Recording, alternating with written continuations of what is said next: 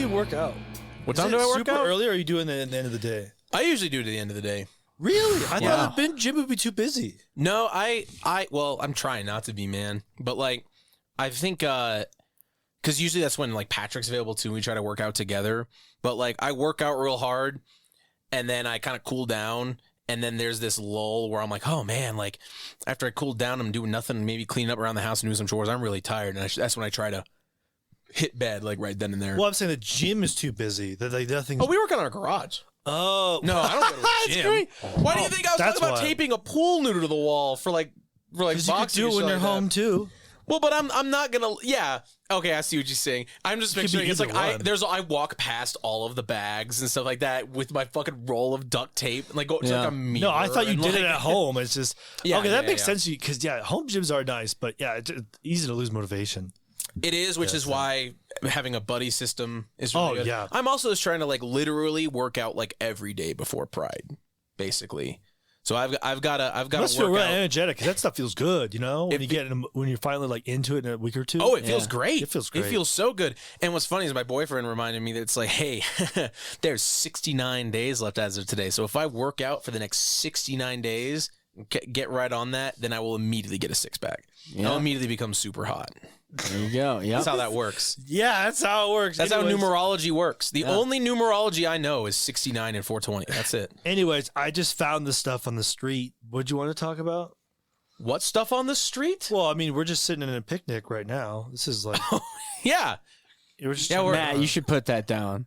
what? You don't know where that's been. It's already been opened. Oh, What did you thought think? we're it still was? on the street. We are, but I already opened it. Oh God. Oh, yeah. You just grabbed a drink that was This sort of grass feels discarded. good too.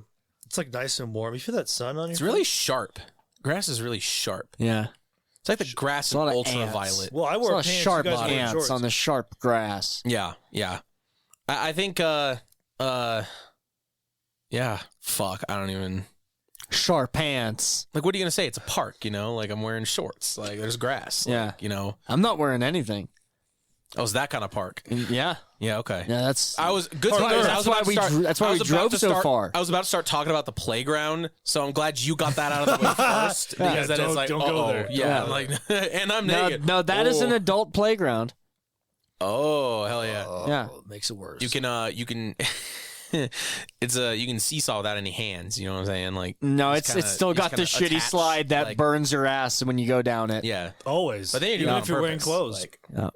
it burns right through your jeans. Well, like The, the uh, metal, through metals, denim. There's 3 different racks for swings, and there's only like 4 of them that are usable.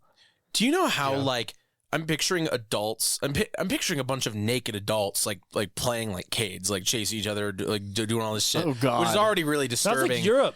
But it is Not here. I mean, we just don't do that here. It's exactly like here. I'm like a bunch of people going like, "Oh, if I'm going to get you on." Well, we just don't have any nude beaches. We just don't. We're too prune. Oh my God. That is fucking funny. I just described Europe. Yeah, the nude beaches. We just don't do that. I'm just saying. Do you know how badly you would get hurt? Like us, even us now, let alone older. If we tried to like play like we did when we were Oh like, yeah, kids, you just try to go one run at the monkey bars. Oh man, you're gonna dislocate something. legs. You're Yeah, gonna anything fucking with legs. My Hey, knees would go you, out. you remember Yeah, like playing hide and seek, and you lifted yourself up on top of the monkey bars to get away from a kid. Yeah, I was- try doing that today. You'll be in the hospital. I've always been fat as fuck. I've never been able to do that. Are you kidding me? Like, Well, I saw other kids that were able to do it, but, Yeah, but yep. that's because I was cheating because I was supposed to have my eyes closed. okay, yep, I was that. I did that a lot. Yeah, Fuck yeah, dude. I guess I'll jump right into the topic that I had. whoa, Yeah, jumping in. Which is so, like, I'm a tech writer. I like rules. D&D is the reason why I got into my career. I got like those AD&D books and figured out how they all work and stuff. And I love dry instructional shit. I just love it. And like the better rule books are the ones that are dry and instructional. It tells you exactly what you need to know, how you need to know it in the order it tells you in. Like it's a good manual. yeah. But then like there's this guy, Questing Beast. I talked to him about him before, and he's reading aloud the entire AD&D Dungeon Master's Guide. And Gygax's writing is always kind of maligned because of how like purple it is. Like it's almost like Lovecraft in the sense that he takes a paragraph to say a sentence and he uses all of these words and stuff like that. But when you hear it read aloud, it's beautiful. Oh. Like it's really like wow. Like this is actually like I feel like it makes you feel things. Like when you hear him when you hear his writing read aloud, like I feel like it's not like, I wouldn't say like smarter or more like powerful. Like I think those are two different things, but it's like I feel like I'm like like it feels more epic. Like it feels like the thing we were doing. It's like, oh yes, this is a big deal and it's fantastical and it has this tone to it. So I guess, but if you were gonna read that for the 5th edition, like Player's Handbook, and read that whole thing aloud, that would suck. Yeah. You know, that wouldn't be very fun. I think you said that someone had an audio book of that. Oh, really? Was it you who said that? I don't think so. I don't think either one of us said that. I don't remember what it I'm was sure about, it can happen. But I guess my question is, it's like, I guess it's 2-part, which is one, what's better, having rules that are very understandable or having materials that are very evocative and make you want to play the game? And 2, what is like your favorite example of a book that maybe wasn't the best written rules wise, but like it just really pulled you in? You know what I mean? Like a role playing. Well, that's a tough one to answer because that assumes that I've actually read any of the rule books, Jimmy. You haven't? I just run the game. But you have to read the rule book. No, I just watch you run it, and then I do the same thing. You didn't do that with... well, that's very flattering, but you didn't do that with 2D20 I did that with World of Darkness. Yeah. I did that with Burning Wheel. Right. I did that with Savage Worlds. I did that with something else. Not much of And that. then Kingdom. And then D&D, I know you learned from another friend, but the 2D20 is all you, baby. Yeah, well, that's just because I woke up and realized I had way too many Star Trek collectibles and I wasn't doing anything. True. Yeah, we need to use them. That's a good reason. I was That's like, a good reason. what am I going to do with all these? And I thought, well, why not play D&D? So, like, Star Trek. but what... Okay, well, let me just say then, is there anything about those books that actually grab you? Or is it like, are you just actually not reading them either? And just having, I mean, no, references? how they read and how it plays, it evokes a completely different story. At least I think it evokes a different play style completely at the table with playing Star Trek. How a lot of the abilities are even written. How things are incentivized for assisting or aiding other players and passing momentum around a table to cohesively build a story. I really enjoy that about their systems. I like the way that even the mechanics are introduced in adventures. It just comes up naturally. It's just reading description that then flows right into players' first assumptions about how they should go for something, which there's a check there for it. Right. And even the parts that they don't write, they leave enough room and there's enough expectation with these fluctuating power levels with threat where it basically begs you, go ahead and fill it with what you want. Tell the story that you're wanting to tell in this episode. Right. Which is all very cool. But like, I know that a lot of these are a lot of modern RPG manuals, but especially like 2D20, they are a little more written like manuals. Like, Yeah. Is there anything, even though I totally agree that the rule set is very compelling, especially if you read between the lines, but is the writing itself compelling? I'd say in terms of the best compelling writing, in terms of its weight towards mechanics, Baron Munchausen, the game. Yeah. That is, yeah. You cannot read the mechanics without being inundated in its theme. Its and tone. Its Yeah. tone, and its voice. Like, you know how the game should feel before the mechanics even hit Yeah. the table. I know I've complained about that before, about how like D&D 5th edition, for example, doesn't actually teach you how to play D&D, but maybe you don't need to be taught exactly how to, you can be presented the mechanics, maybe not be exactly taught how to play it. Yeah. If you understand from a gut level how it should feel to play I mean, it, you know? that's largely my entire design for the Curb game I'm doing, because it's just renaming a whole lot of different things to try to create a different evocation of how players are going to think about their actions and how it relates to the consequences. That is interesting because I love. There's so many lines you have in there that I love because they're just like zingers. But it is interesting because you're not technically doing any rules writing at all. Not really, no. You are focusing entirely on tone. Yeah. Like, how can I convey the fact that we're supposed to be playing a sitcom? Yeah, tone, You and know. it's largely just changing a few incentives of how the points get budged around a table Right. during a session. But again, like, I guess, and this is still going out to you too, is it's like, when's the last time you've read game material that you were like, God, this is just, it's compelling in the way that it's describing it. Like, Yeah. I think, kind of like, when's the last time you've read a gaming thing that makes me feel like I do when I read your Curb Your Enthusiasm D20 game? You know what I'm saying? Like, I mean, I think reading Geist that was pretty major. Because it completely it attacks the entire sphere of World of Darkness and Chronicles of Darkness from a completely different angle. It's hitting you with the same level of death tones and dark sort of contemporary reality, secret society sort of setup that Chronicles of Darkness does, but it stresses instead, and it makes a very strong point of saying that this shouldn't be like other World of Darkness games. mm-hmm. And the way that it's written tells you that largely you're playing characters that are inundated with death, but their focus should be on trying to regain life and understand the value of life in others through their gameplay. I used to rag on New World of Darkness books for the way they're written, you can't separate rules from lore very well. Yeah. It's all buried in there. And then Chronicles of Darkness they fixed that a lot. They completely changed how they format the rules and stuff like that.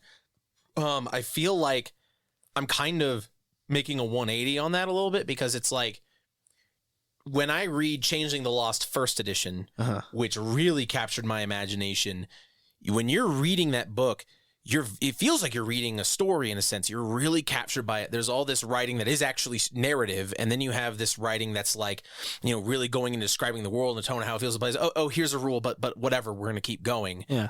It almost like, it really does emphasize the sort of thing I'm talking about, where it feels evocative and it has this tone. You really want to be in this world and you really want to play it, even though what you're reading might not have anything to do directly with the rules. Like, it's like hearing Gygax's writing read aloud in the AD&D Dungeon Master's Guide makes you want to play it. Even if you don't quite understand the rules or it doesn't convey the rules the best, you want to play it.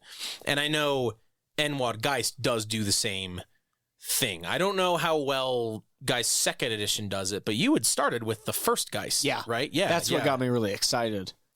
Was starting to read through everything how it started talking about how characters die and then refine themselves and create this binding with a story-driven.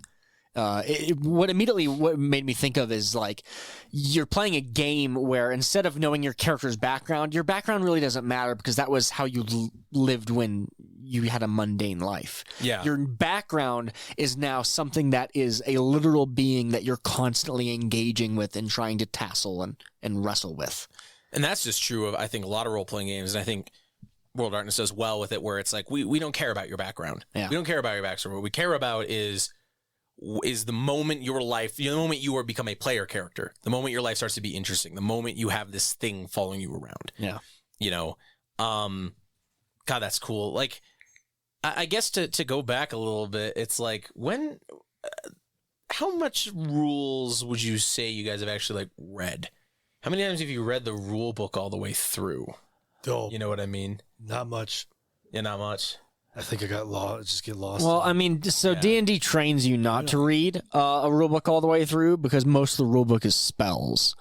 Yeah, that's true. And then the Dungeon Master's Guide is largely a lot of commentary that as soon as you're trying to use a Dungeon Master's Guide, usually for the first time, you're not looking for commentary. You're trying to look for small things that you can set up to throw in front of your friends. Yeah. So then largely Just you reference. only ever go and Yeah, they are reference just those parts. Yeah, they are formatted like reference materials and almost not as a complete work. Yes. And I feel like on one hand, it's like, of course, that makes it better at the table clearly, but like at the same time, it's like it's kind of sad. It's kind of it sucks that it's like it should make you read the whole thing, not just for like how else are you supposed to learn the game. Like I am a big proponent, even though I don't do it very often, of reading the rule book from cover to cover, because it's like, well, how are you supposed to understand the game? You know what I mean?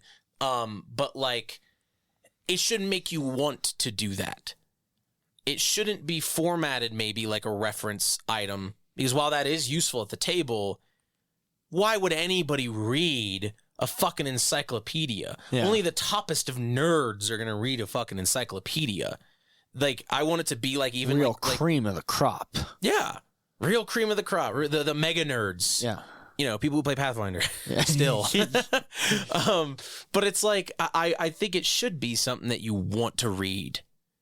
And a lot of books just don't do that anymore. Yeah. Whereas, like, I remember reading those AD&D books when I was young, and when I first got interested in the way I got interested in D&D was just reading the 3 AD&D core books.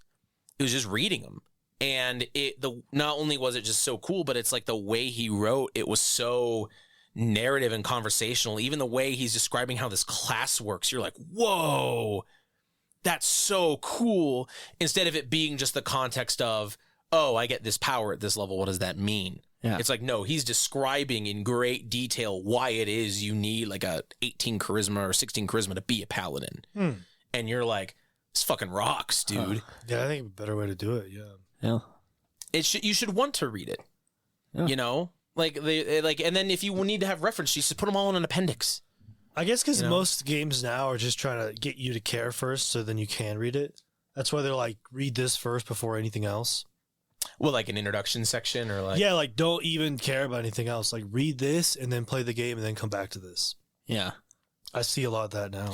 I see a lot of that too, but that's such like an incomplete. I mean, Because they want you to care first. Burning Wheel is suggested in that way. It really starts off by going, here are the fundamentals. You shouldn't start throwing the rest of this book until you start playing around just with this. Yeah, like it gets you to care first. And then it tells That you, is and it tells you true. once you get to a part where you feel like you need something, flip to the next part, go into the spokes. But I guess it's also written in a very conversational manner. Yeah, though. it is, It's like it those is. first 80 pages. Which makes it difficult to decipher in the first read.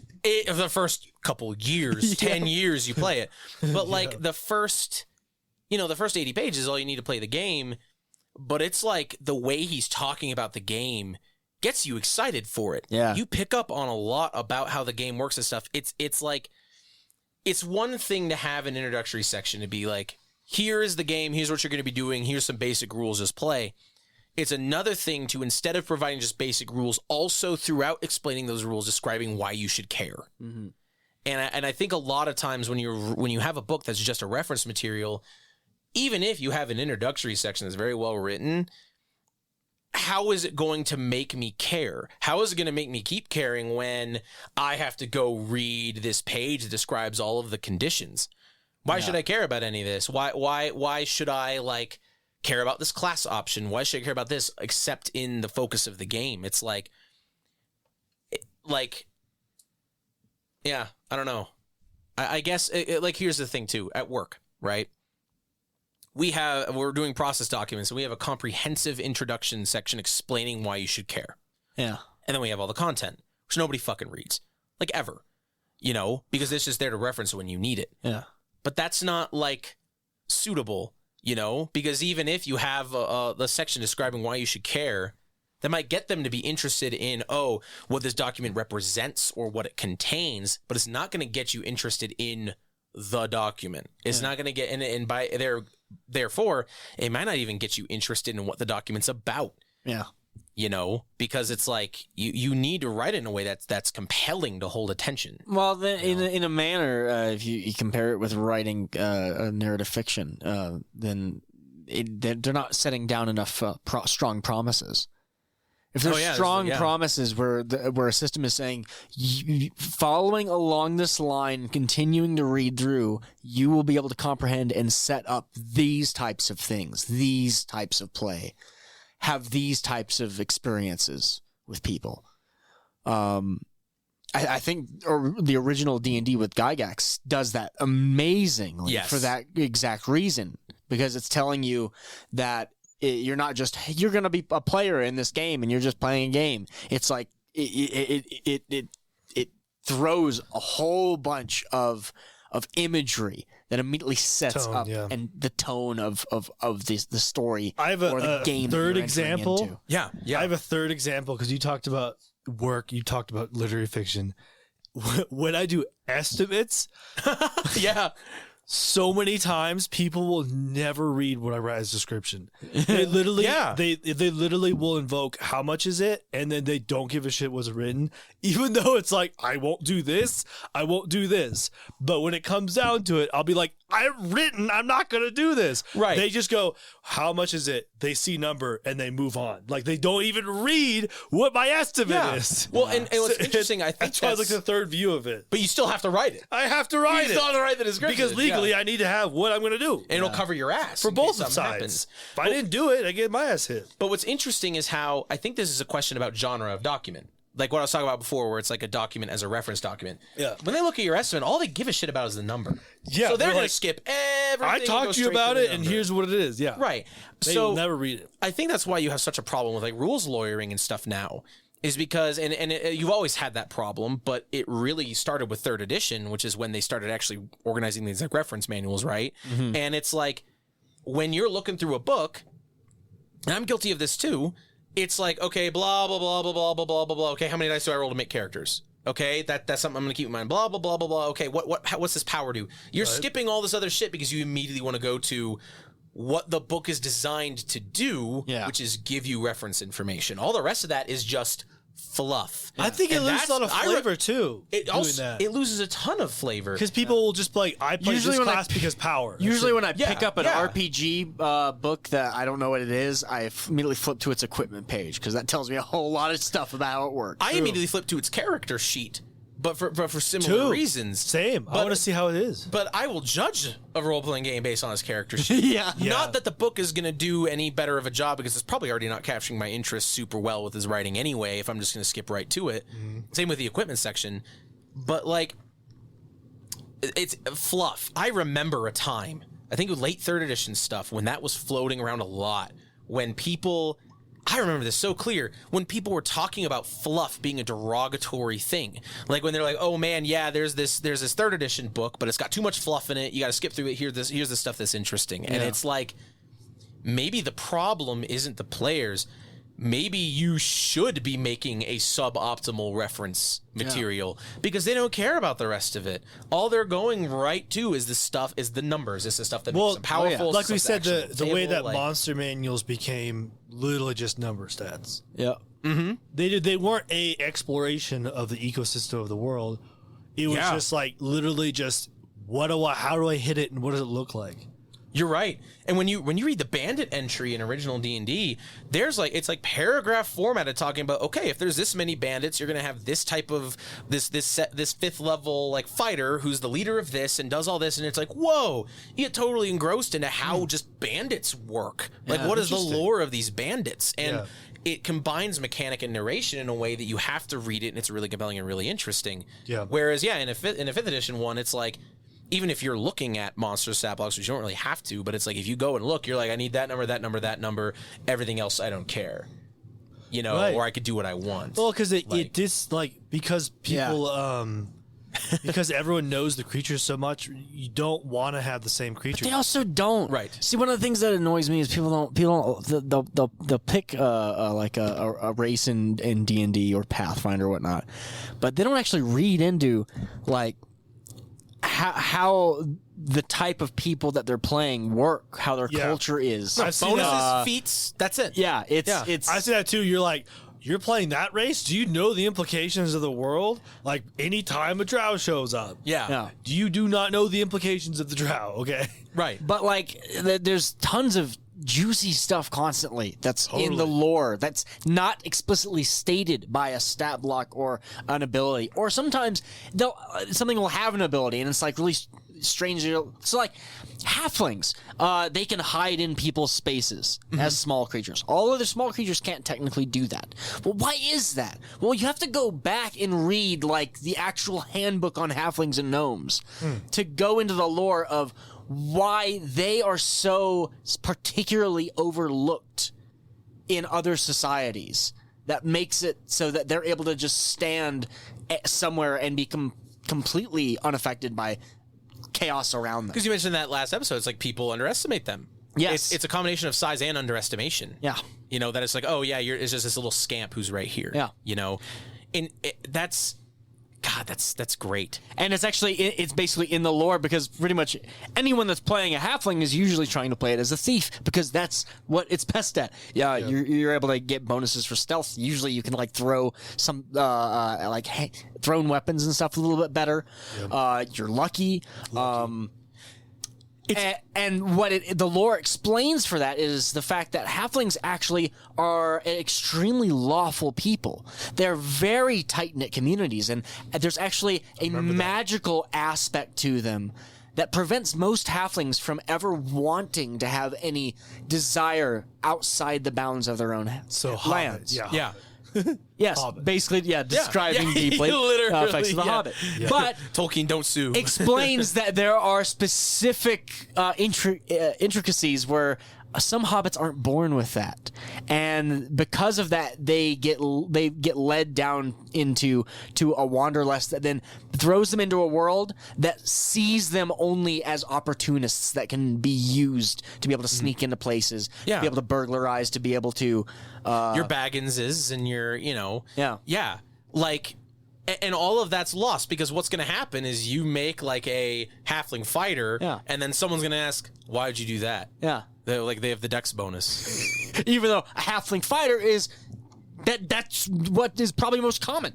Right, that's what's most common playable, because if you were playing the hobbits are actually going off and adventuring, it's like, well, they're probably gonna be fighting. So you get people that don't read that lore, and then you get just free form playing halflings as they are, and then you get Kender.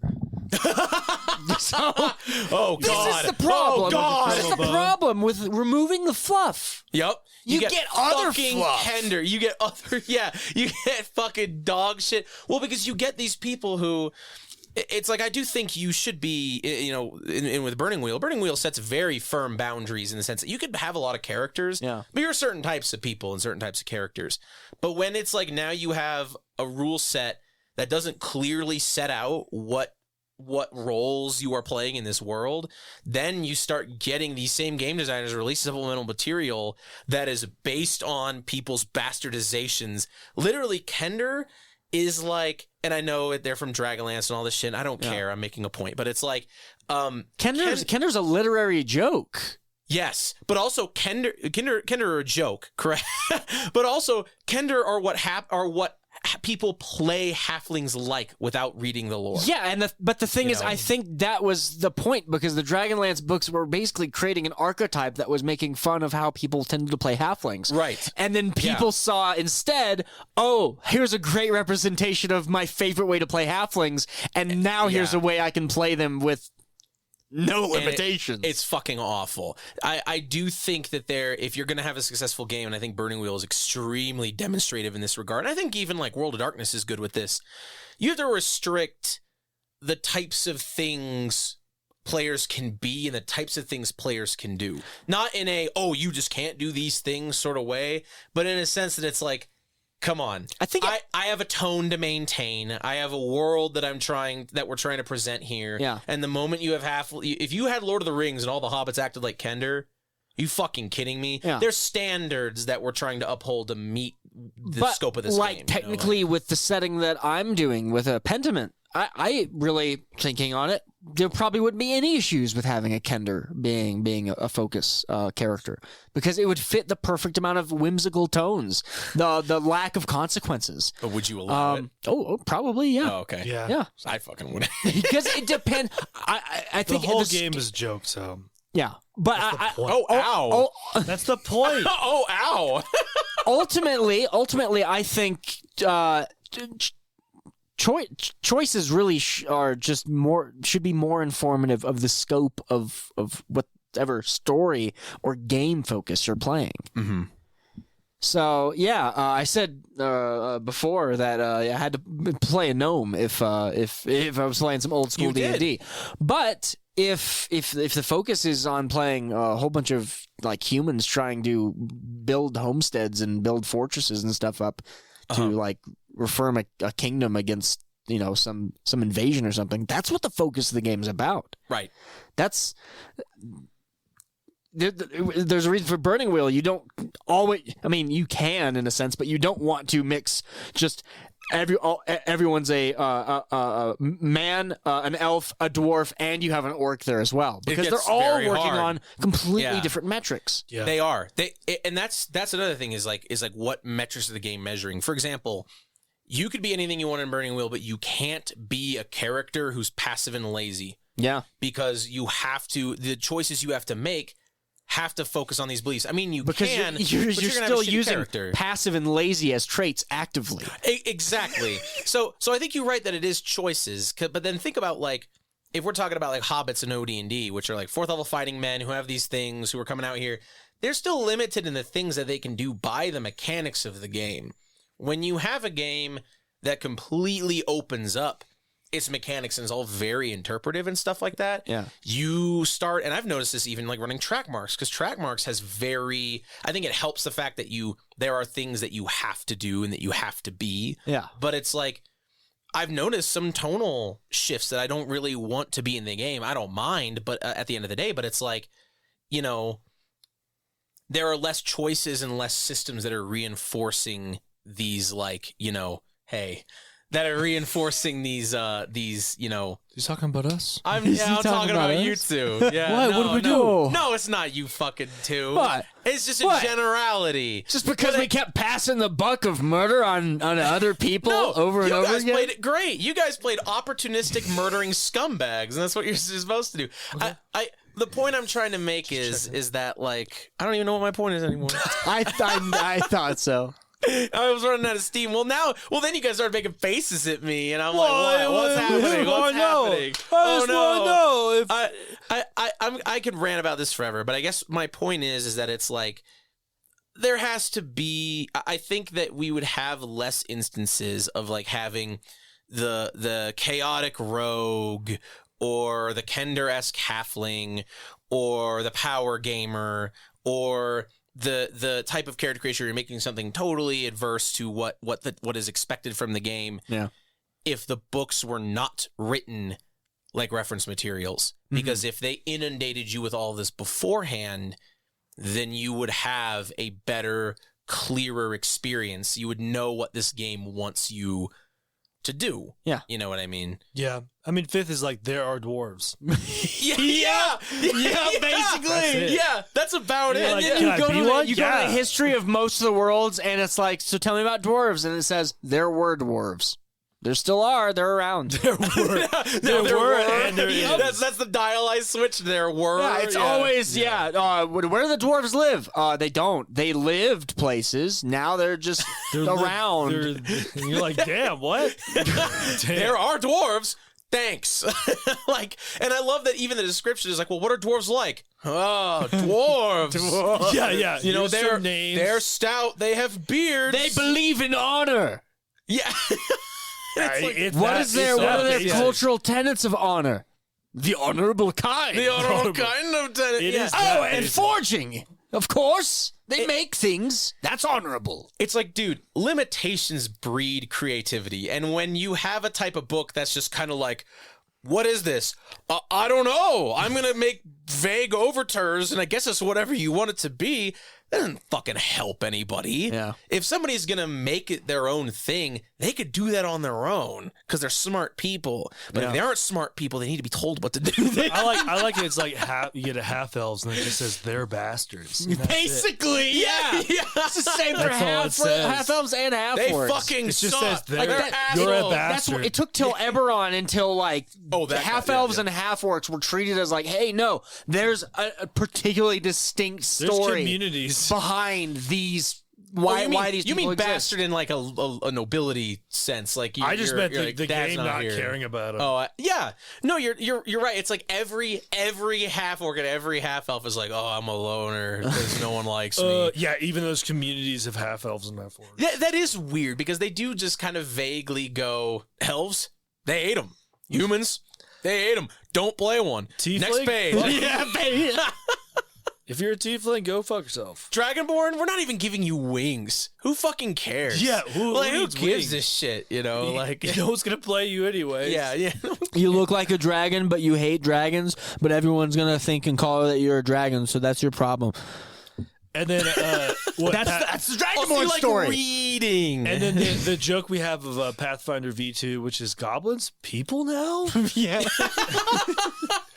Yeah, That's they the- I promoted talk about it a lot, goblins yeah. to- that is the People other thing now? that it kind of implies, because it's like That's what we when, talk about. Yeah. when you're not talking about like again, when you're talking about these bandits, right? And you were talking about like, oh, you just now know how these monsters work. In OD&D, you eventually know how all these monsters work, but you know how they work structurally. You know what types of roles people are filling. It's not like, oh, I know what their numbers are, but like what that does is like it humanizes them. Like even like orcs or other monsters are humanized because it's like, okay, we're going to describe them in this way that more displays their role than gives their rules. So it is weird when goblins are kind of like stat blocks up until suddenly they're not, and now they get all these entries. It's like, oh, congratulations, you can have stories You now. now have full rights. You know, And this is why we have the modern meta commentary on D&D that we do.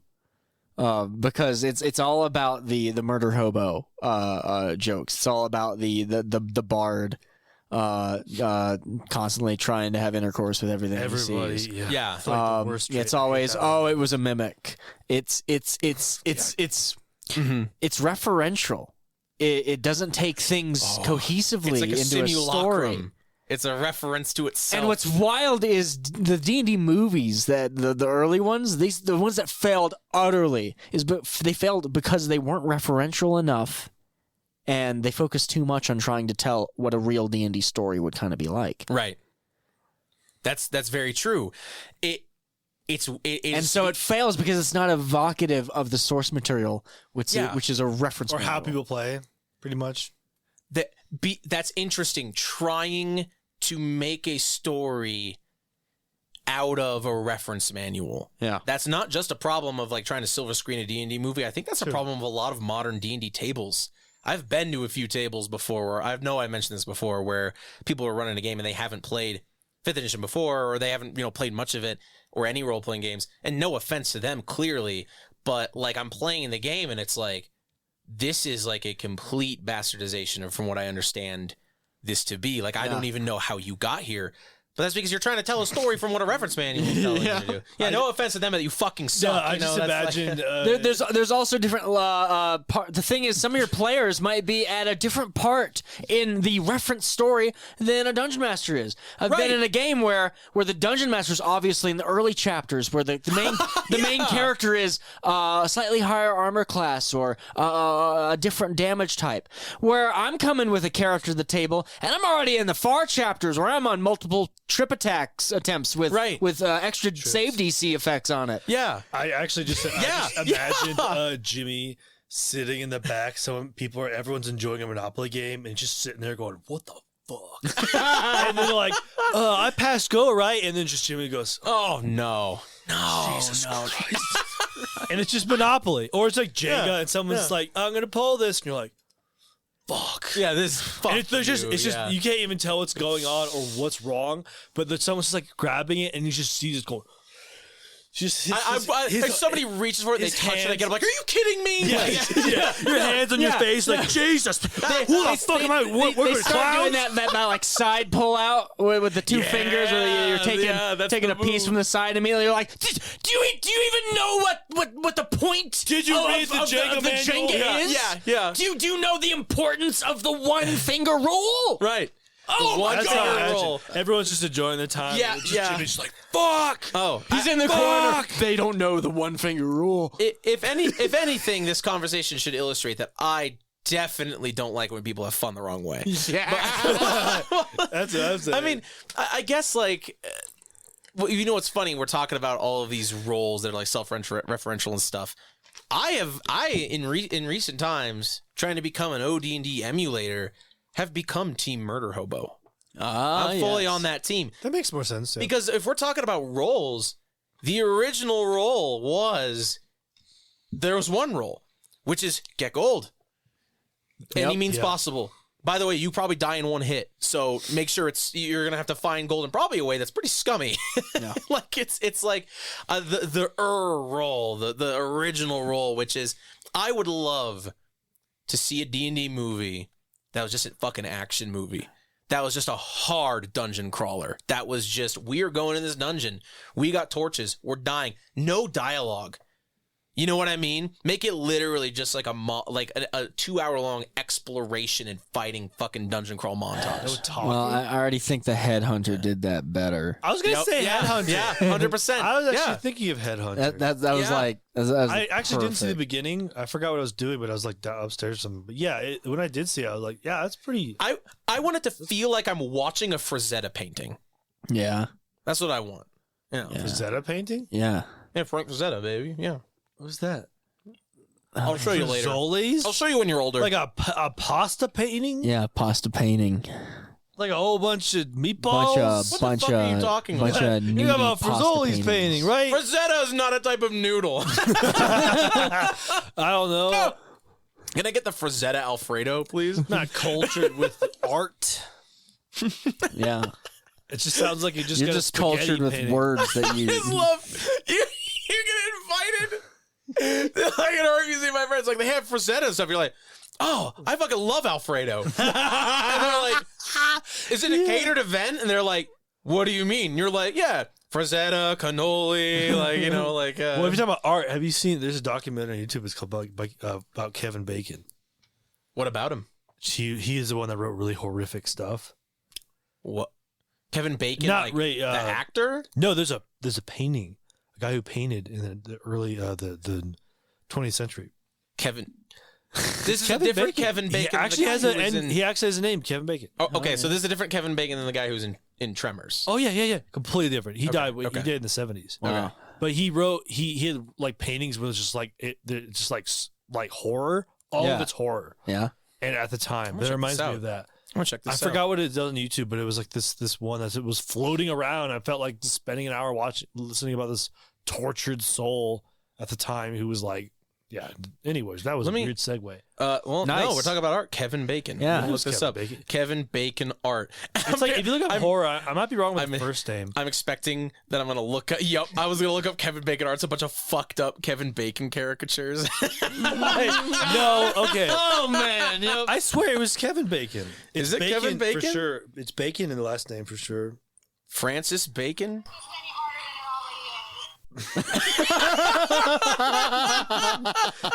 But you're probably right. It's Francis Bacon.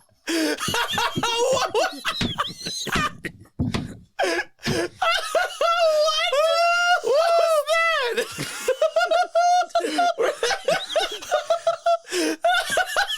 There it is. watching? It's called, What is that? I'm not What gonna- was that? What was that? what do you think it is? I don't think you want me to guess what that was. It sounded like Not bad at all. It was just something. It's just some weird like YouTube short thing. It wasn't porn. Don't see you knew what I immediately thought. Yeah, that's what I thought you What meant. what was? It was a thing where it was a weird. Thanks, Ben. It was a weird thing where like it was Jim Carrey at the Oscars and they're making fun of Sonic. That was it. Oh wow. And Okay. The joke was they were kicking him out of the film section. Don't make this harder. Don't make this harder than it already is. But I did. It's called. Okay, I was wrong with the first name. Francis Bacon. A Brush with Violence is what it's on. Yeah, Francis Bacon. That's what I thought you were talking about. I He know was Francis he was a Bacon. masochist. Like Kevin Like Bacon. he Big mood. was like he would get his ass beat, like be Mood? bloodied, Yeah, hell yeah. Let's go. Um, Let's go. and had very violent boyfriends Yeah, in the 70s, guy sounds like kind of guy. Yeah, and had a very violent beginning of his life too. Yeah, cool. But he wrote That's not me. his art was like all horror stuff. Like that's where you get the famous painting. Let me see it. Or just look up Francis Bacon paintings. That's him. That's him. That is him. I don't know. Is that him? That's him. For sure, that's him. I thought you said this guy was like old. He's dead. I mean, he's been dead for a while. You want him like his corpse decomposed or what? No, Yeah. I'm getting I said the 70s. Oh, you said the 70s. Like that? Yeah. Yeah, that's pretty sick. Hey, check this out. He had a lot of meat stuff. He was really big into meat. He did really What's that? Elden Ring? It does look like Elden Ring.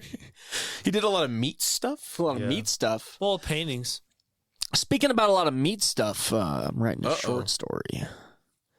Oh, Or nice writing, segue. writing Yeah, a, okay. a story, at least. Beep, beep. How do we? Okay, are you hard segueing it, or is there actually meat involved? Well, there is meat involved, but also can tie it to art because I've had to okay. or look into some art relating to soap. Soap art. Soap. Do you know what soap's made of? No. Or what soap was originally made of? A whole lot of Laxatives. fat.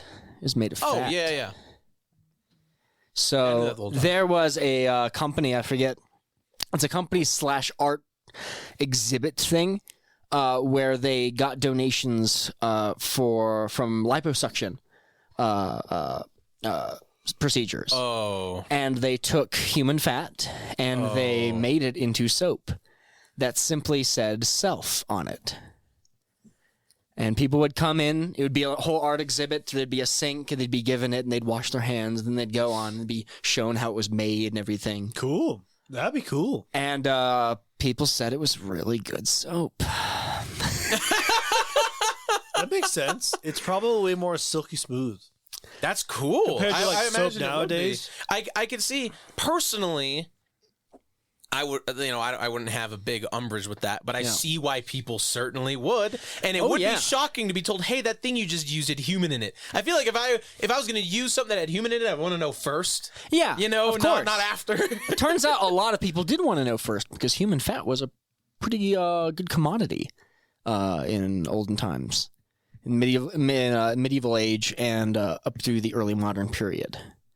Oh, And a person that had access to human fat more than anyone else was the executioner, interesting. Okay. which is what my story is focusing around. It is something that I actually have had an idea for 10 years or so. I've always had the title, and I've always had the main character. Okay. But I've tried to play around with different sort of narratives with it, and never found anything that was satisfying. Until I started looking up a Halloween costume for this year. And I thought, well, I've never seen someone do like an actual executioner like really cool as a costume. Yeah. And then I was like, oh, well, what would a real executioner be like? So I started researching. And boy, did I find a lot of things that were very surprising. And that's how I then synced up finally the title that I've had for a long time, the main character, and this sort of story, which is, let me bring it up here. Dave Johnson's Big Bean Burrito. Yep, Dave Johnson's Big Bean Burrito. So the idea is, you're serious? Dave's an executioner, and he has a whole lot of human fat that he can use, and he starts making burritos. And of course, meat is a hard commodity, so he starts immediately cutting it with human fat, so that it's cheaper to make, and everyone loves these burritos. But then suddenly he had a whole thing where he went to prison because a nobleman actually forced him to go to prison because he was in love with his wife. So he comes back out of retirement, and he starts making these burritos. And then there's a burrito mistress, and she's like trying to help. She's like, "I'll help you make the burritos. I know that people are dying," and then they make it, and then everyone dies at the end.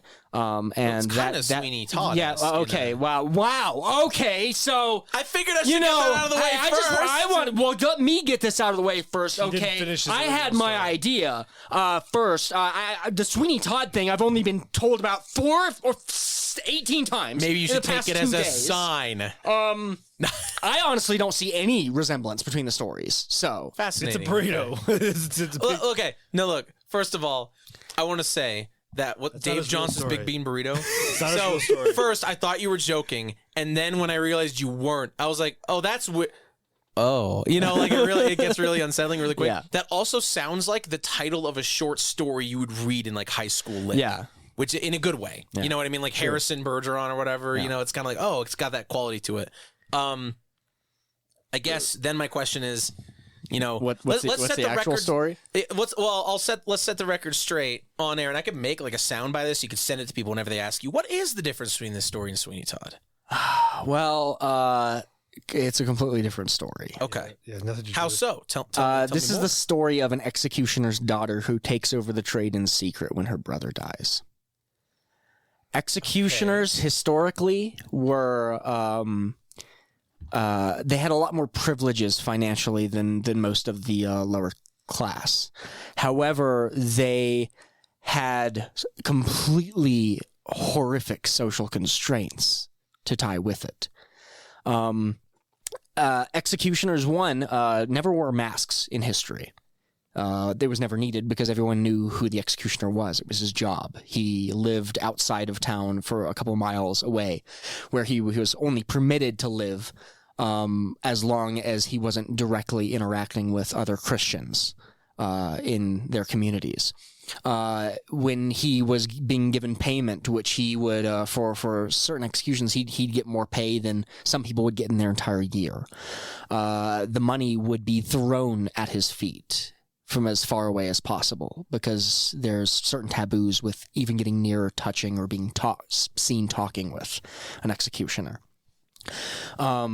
It largely appears that they only did executions, of course, a few times during the year. It wasn't something that was constant.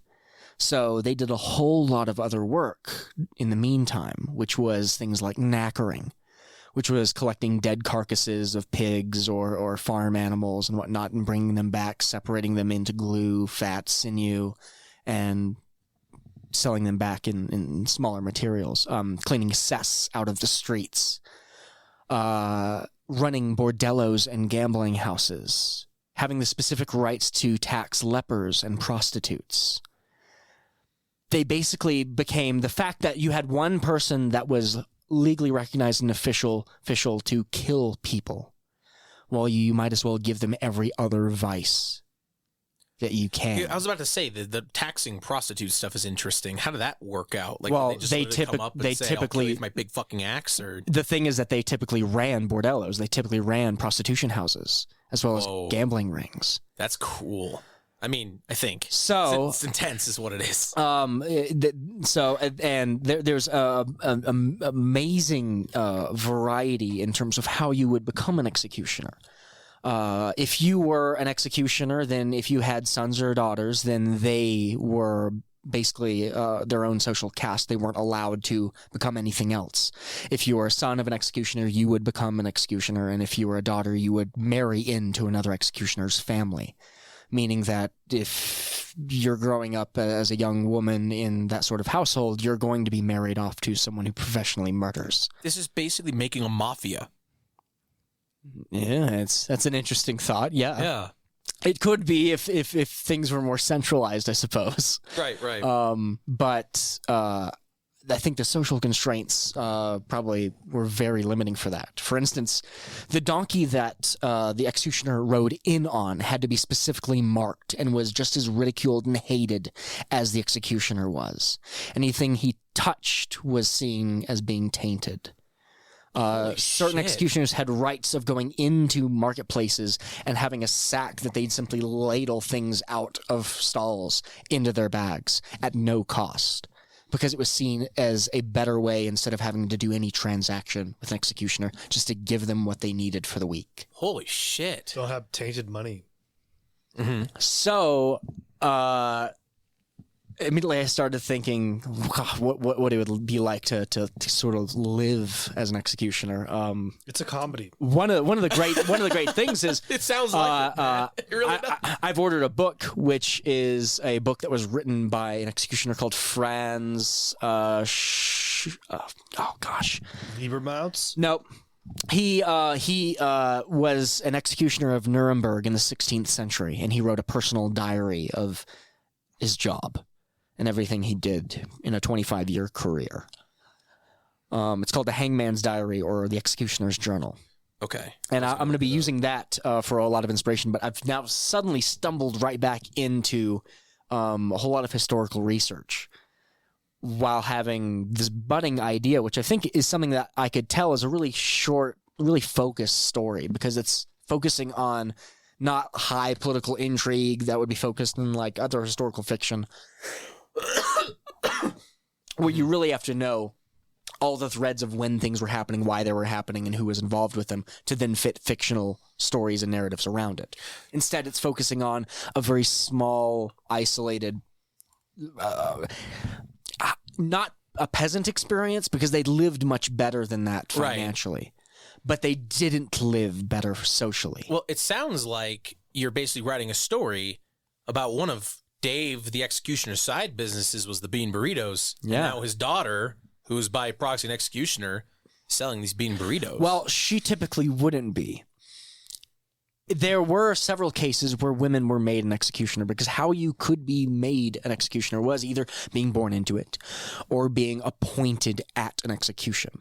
There were times where the hangman would simply not show up, and officials then they would be frozen in a state where if they don't show up, then legally they're the ones that have to commit the act, which would then ruin their entire reputation, ruin their social status because they would have committed murder. In so the just eyes of pick a most people. fucking peasant. So yes, they would pick Holy someone out of the shit. crowd and force them, and that would change the trajectory of their life and the rest of their progeny for the rest of history. Because if you already have kids and now you're an executioner, now those kids are now Jesus. Even if they're like living in another town far away or whatever, and it's like, oh yeah, I'm just doing my own thing. Now it's like, sorry, it's your kid. So A more likable prospect, or more problematic, depending on their circumstance, was choosing a criminal who was going to be executed. And it was offered a lot of times instead of saying, well, instead of you dying today, there's an open office, and if you execute everyone else in the line after you, then you can have the job. hell yeah. And there were many cases where people took that and they loved it and ran with it, and continued to live very criminal lives while they did so. God, that's cool. All the way up to the 20th century love, yeah. in the United States. There was a famous man that would go around with a electric chair and charge people $100 a pop just roll on up and go, hey, you got too many criminals around? $100. I can loosen up your jails. That's messed up. Insane. This is all very cool. So I like where this is one going. thing that really snagged me with this story idea was reading that if an executioner botched an execution so horribly, then they would be executed almost immediately after. And You got to make it clean. Yes, you had to be very accurate, which was also a trick because a lot of executioners would go up quite drunk because you're being ridiculed by an entire crowd around you, who hates the person you're up there to do things against, and you're taking a life at the same time. So a lot of them would drink themselves into a state where it would be so much easier they could separate themselves from what was happening, which also digs deep into a whole lot of stuff I'm researching into the psychology of what it would be like to live with this being your job. Yeah.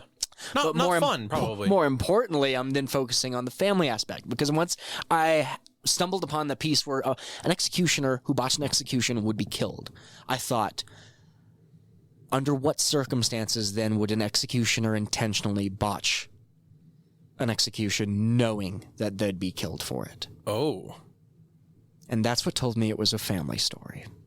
that's cool. The Family Company. The Family Company.